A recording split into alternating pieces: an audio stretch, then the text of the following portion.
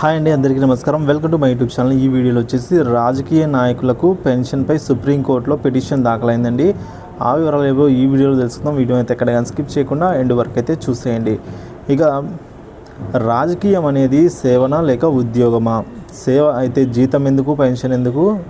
ఉద్యోగం అయితే పరీక్షలేవి, విద్యార్హతలేవి అని అయితే అంటున్నారండి.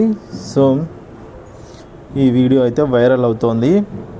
సో రాజకీయ నాయకులు పెన్షన్పై అయితే సుప్రీంకోర్టులో పిటిషన్ దాఖలైంది. ఈ కారణాన్ని షేర్ చేయండి, మద్దతునివ్వండి. ఇప్పుడు ఓ నేత సుప్రీంకోర్టులో పిల్ దాఖలు చేసి మీ అంచనాకు పంపారు. గౌరవనీయమైన భారతదేశ పౌరులారా, మీరు ఈ సందేశాన్ని చదవాల్సిందిగా అభ్యర్థించబడ్డారు. మరియు మీరు అంగీకరిస్తే దయచేసి మీ పరిచయంలో ఉన్న వ్యక్తులందరికీ ఈ వీడియోనైతే షేర్ చేయండి, వారిని కూడా అడగండి. 3 రోజుల్లో ఈ సందేశం మొత్తం భారతదేశం స్ప్రెడ్ అవ్వాలని అయితే అంటున్నారండి. సో 2018 మొదలగు చట్టం ఎంపీలకు పెన్షనర్ రాకుండా, ఎందుకంటే రాజకీయాలు ఉద్యోగం లేదా ఉద్యోగం కాదు. ఉచిత సేవ. రాజకీయం అంటే ప్రజా ప్రాతినిధ్య చట్టం ప్రకారం ఎన్నికల పదవీ విరమణ లేదు. కానీ మళ్ళీ అదే పరిస్థితుల్లో మళ్ళీ ఎన్నిక కావచ్చు. ప్రస్తుతం వారు 5 సంవత్సరాల సర్వీస్ తర్వాత పెన్షన్ పొందుతారు. ఇందులో లోపం ఏమిటంటే, ఒక వ్యక్తి మొదట కౌన్సిలర్గా ఉండి శాసనసభ్యుడిగా, ఆ తర్వాత ఎంపీగా ఉంటే అతనికి 1 కాదు 3 పెన్షన్లు వస్తాయి. మీరే ఆలోచించండి. సో దీన్ని అరికట్టడానికి తక్షణమే చట్టం అయితే చేయవలసిన అవసరం అయితే ఉంది. సో దేశ పౌరులందరికీ కూడా ఇది ద్రోహం అని అయితే అంటున్నారండి. సెంట్రల్ పే కమిషన్తో ఎంపీల జీత భత్యాలను సవరిస్తున్నారు. దీన్ని ఆదాయపు పన్ను పరిధిలోకి తీసుకుని రావాలి. ప్రస్తుతం ఎంపీలు తమకే ఓటు వేసి ఇష్టానుసారంగా అయితే జీతాలు, అలవెన్స్లు పెంచుకుంటున్నారు అని ఆ సమయంలో అన్ని పార్టీలు ఏకమవనున్నాయి. సో ఎంపీల ఆరోగ్య సంరక్షణ వ్యవస్థను విస్మరించాలి. భారత ప్రజారోగ్యం వంటి ఆరోగ్య సంరక్షణ ఇతర పౌరులకు మాదిరిగానే వారిని జాగ్రత్తగా చూసుకోవాలి. వారి స్వంత ఖర్చులతో అయితే చేస్తారు. సో వారికి విద్యుత్, నీరు, ఫోన్ బిల్లు వంటి అన్ని రాయితీలు ముగించాలి.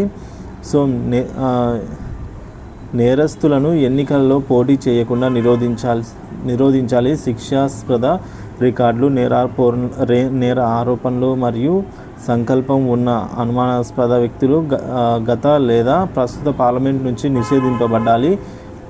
ఇక కార్యాలయంలోని రాజకీయ నాయకుల వల్ల వారి వల్ల కలిగే ఆర్థిక నష్టాలు వారి నుండి రికవరీ చేయాలి. వారి నామినీలు, ఆస్తులు సాధారణంగా పౌరులకు వర్తించే విధంగా నిబంధనలు ఎంపీలకు కూడా పాటించాలి. సో అదేవిధంగా పౌరులకు ఎల్పిజి గ్యాస్ సబ్సిడీపై మినహాయింపు ఉండదు.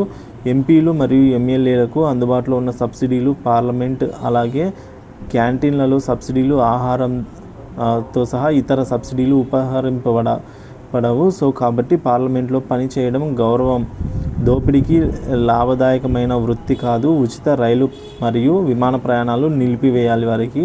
వారి సరదాలను సామాన్యుడు ఎందుకు భరించాలి? ప్రతి వ్యక్తి కనీసం 20 మందితో కమ్యూనికేట్ చేస్తే భారతదేశంలో చాలామంది వ్యక్తులు ఈ సందేశాన్ని పొందడానికి అయితే 3 రోజులు మాత్రమే టైం పడుతుంది. సో ఈ సమస్యలను లేవనెత్తడానికి ఇదే సరైన సమయం అని అయితే అనుకోలేదా? సో నేను ఒప్పందంలో ఉన్నాను. మీరు పైన పేర్కొన్న దానితో ఏకీభవిస్తే దాన్ని ఫార్వర్డ్ చేయండి, లేకపోతే దాన్ని తొలగించండి. మీరు నా 20 మందిలో ఒకరు. దయచేసి దీన్నైతే కొనసాగించండి. ధన్యవాదాలు, జాగో ఇండియా అని అయితే మన మిత్రుడు మనకైతే మెసేజ్ చేయడం జరిగిందండి. సో అదే వీడియో రూపంలో అయితే చేసి అప్లోడ్ చేస్తున్నాను. ఒకసారి దీన్ని మీరు షేర్ చేసినా చేయకపోయినా ఒకసారి అయితే ఆలోచించండి. సో రాజకీయ నాయకులు ఒకవేళ కౌన్సిలర్గా, ఎంపీగా అలా పదవులు మారుకుంటూ పోతే పెన్షన్లు కూడా పెరుగుతూ పోతాయి.